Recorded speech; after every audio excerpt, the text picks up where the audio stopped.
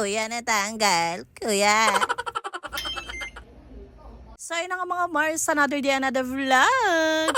Eto na nga mga Mars ko sa mga nag-aabang finally at mauumpisahan na ngang gawin itong munti naming tindahan. So noon nga mga Mars ko, sinasabi ko naman sa inyo na gusto ko nga ipaayos kahit paano itong munti naming tindahan. Especially nga itong mga patungan dito ng mga dilata. Kaya Diyos mio naman, napakasakit na ng ulo ko kakalaglag ng dilata dito dahil hindi nga matibay ang mga nakalagay dito na plywood. Dahil ayun nga mga plywood na nakalagay dito ay talaga namang hindi naman katibayan at talagang DIY lang din siya ng kuya ko. So syempre pinagtiyagaan ko nga yun dahil nga alam nyo naman, nung nag-umpisa talaga ako sa tindahan namin mga Mars ko, wala naman tayong budget pang gawa rin talaga ng mga cabinet na talagang pangmalakasan. Pero eto na nga mga Mars ko, as you can see, meron nga pong ginagawa si Jowa ngayon dito. Ito nga po yung nire-request ko na matagal na sa kanya. So finally din, ayan, nakabili na kami ng 3/4 na plywood na magagamit nga namin dito sa aming lagayan ng mga dilata. Oo mga Mars ko, ayan, magdi-DIY na lang si Jowa ulit ng hanging cabinet na mapaglalagyan nun. So mabuti na lang din talaga at ayan nga sabi ko sa inyo, meron siya nagagamit ng mga ganitong tools para nga hindi na siya mahirapan gumawa ng mga DIY. So tinulungan na lang din siya dito ng tito ko kung paano nga ba ang diskarte para hindi siya mahirapan magkat-kat dyan. And then maya-maya lamang mga Mars ko, ayan, at okay na, nakat niya na nga lahat ang kailangan niya. Kaya naman ito at tuluyan niya nang inaayos itong pa-cabinet. So syempre, sabi ko naman sa kanya, go Jowa, nandito lang ako to support you, you're gonna feel ha.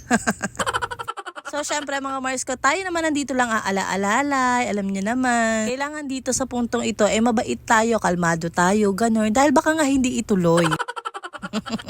Pero natutuwa ako mga Mars ko dahil ayan, sabihin nyo man na OA ako pero sobrang tuwa ko talaga dahil ayun nga finally magagawa naman kahit papano ng maayos na lagayan yung mga dilata ko sa tindahan. So syempre maayos na lagayan, ayun, maayos din ang pagkakalagay natin ng mga paninda, diba? Alam nyo naman kapag meron tayong tindahan, hindi rin talaga tayo mapakali sa pagdi-display talaga ng mga paninda natin kung paano yung ayos, paano yung display, ganun. Alam mo yung tipong meron kang lagayan pero hindi mo alam kung ano nga ba ang ilalagay mo kasi wala ka ng panglagay.